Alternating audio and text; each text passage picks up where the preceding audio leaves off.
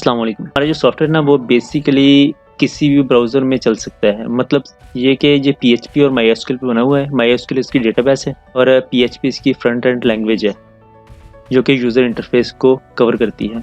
तो बेसिकली हम क्रोम में चाहते हैं, इसको क्रोम में रन करते हैं। अभी अब मैं आपको दिखा देता हूँ। ऐसे आपके पास 2 ऑप्शन आएँगे, एक होगा एडमिन का और एक होगा आइटम सेल का या सेल आइटम। आप एडमिन पर डबल क्लिक करेंगे तो आपके पास विंडो ओपन हो जाएगी और आपका सॉफ्टवेयर ओपन हो जाएगा। यहाँ पे आप देख सकते हैं कि आपके पास ऐसा इंटरफेस होगा एडमिन का। अगर आप लेफ्ट साइड पे देखें तो यहाँ पे सेटअप में डिफरेंट चीज़ें आप सेट कर सकते हो। कंपनी नेम, सप्लायर वगैरह आप डाल सकते हो, न्यू डाल सकते हो, उनको एडिट कर सकते हो, जो एडिट यानी कि ऑलरेडी एग्जिस्टिंग है।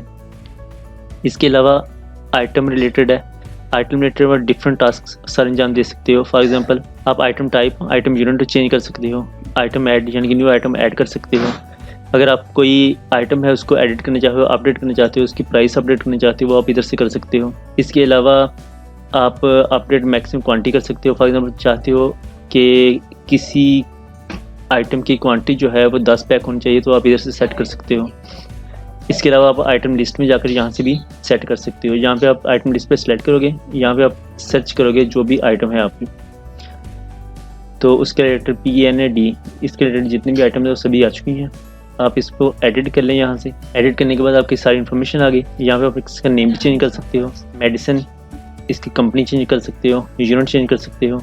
इसके अलावा कंटेंट पैक चेंज कर सकते हो, रिटेल प्राइस चेंज कर सकते हो, मैक्सिमम क्वांटिटी फॉर एग्जाम्पल आपने जितनी भी रखनी है वो आप रख सकते हो और उसको सेव कर दें, वो सेव हो जाएगी। तो ऐसे आप आइटम के रिलेटेड कोई भी टास्क आइटम रिलेटेड से फैच कर सकते हो। इसके बाद है परचेज रिलेटेड।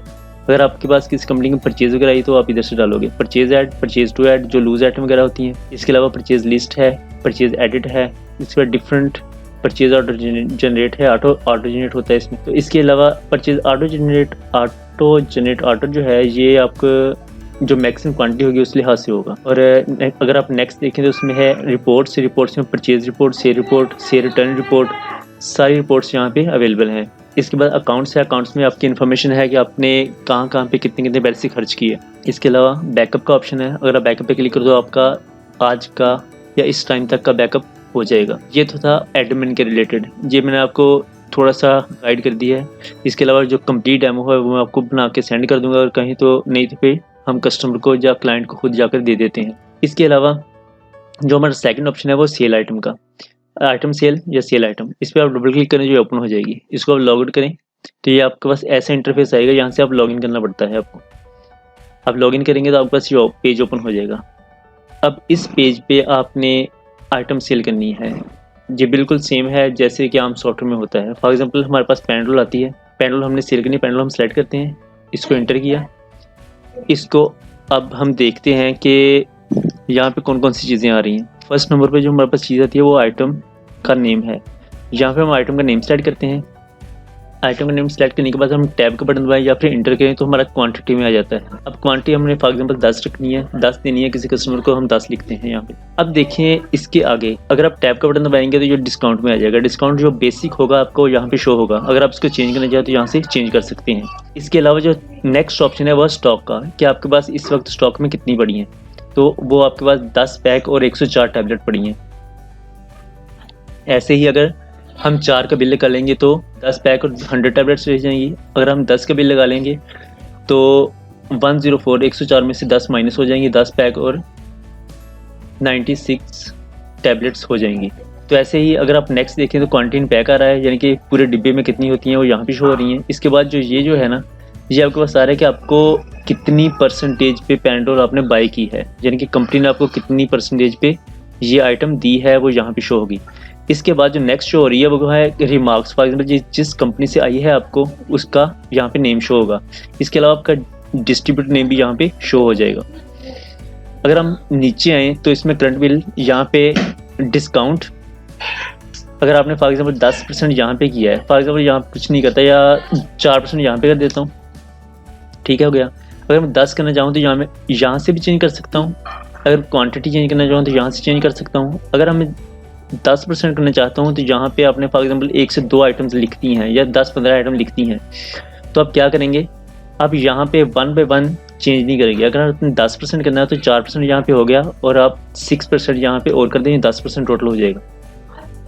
अगर मैं 15% करना है तो 11% यहाँ पे कर दें, ये 15% हो जाएगा। तो ऐसे ही आप डिस्काउंट भी चेंज कर सकते हो डायरेक्टली यहाँ से।